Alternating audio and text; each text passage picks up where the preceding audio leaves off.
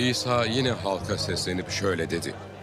Ben dünyanın ışığıyım. Hazreti İsa yani köpçülükке mundaq asla dedi. karanlıkta yürümez. Dünyanın nuri özümdür Yaşam men. ışığına sahip olur. Bana egeşkelle karanlıkta kalmaydı. Kendin için Aksice tanıklık ediyorsun. hayatlık nurga erişidu. Tanıklığın geçerli değil dediler. Perisle, sen özüngü özün guvalık berivatsen. Şuna senin gepleringge işengili bolmaydı deyişti. Hazreti İsa ulağa mundaq dedi.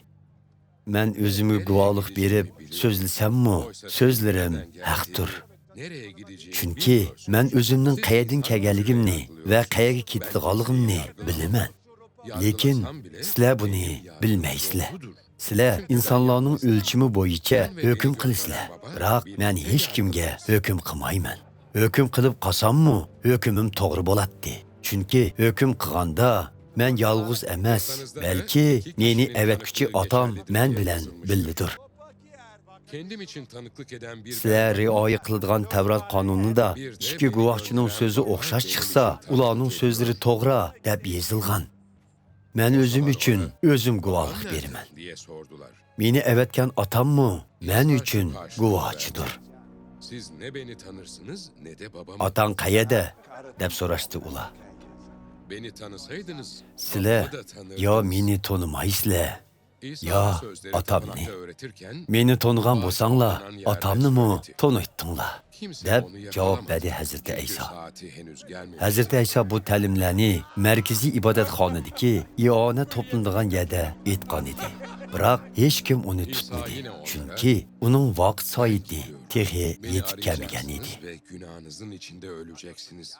Benim gideceğim Hazreti yere siz İsa gelemezsiniz, ulağı yana, dedi. men bu yerdan Yahudi ketaman. yetkililer, Meni "Yoksa izdaysizlar, kendini öldürecek," biroq dediler. topolmaysizlar. Çünkü benim Shundaqla gideceğim yere siz gunohlaringlar gelemezsiniz. kechirim qilmayla o'lisizlar.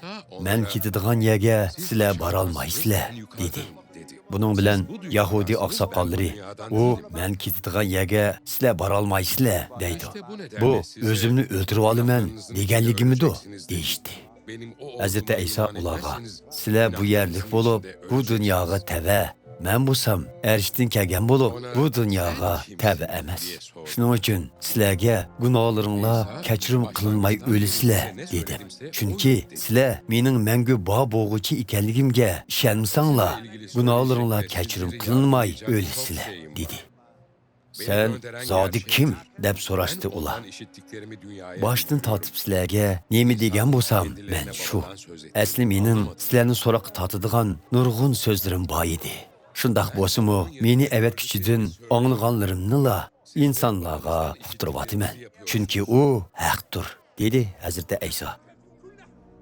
Ular Hazreti İsa'ning o'zlariga aytganlarining otisi Xudo to'g'ri ekanligini tushunolmadi. Shunga Hazreti İsa mundaq dedi. Sizlar inson o'g'lini kreskga mixlab tiklagandan keyin uning mangu bor bo'g'ichi ekanligini bilasizlar. Shundaqla hech ishni o'zligimdan qilmaganligimni va faqat otamning o'rgatganini so'zlaganligimni bilasizlar. Meni avatguchi men bilan billidir. U meni hargiz yolg'iz qo'ymadi. Chunki men hamisha uni xush qiladigan ishlarni qilaman.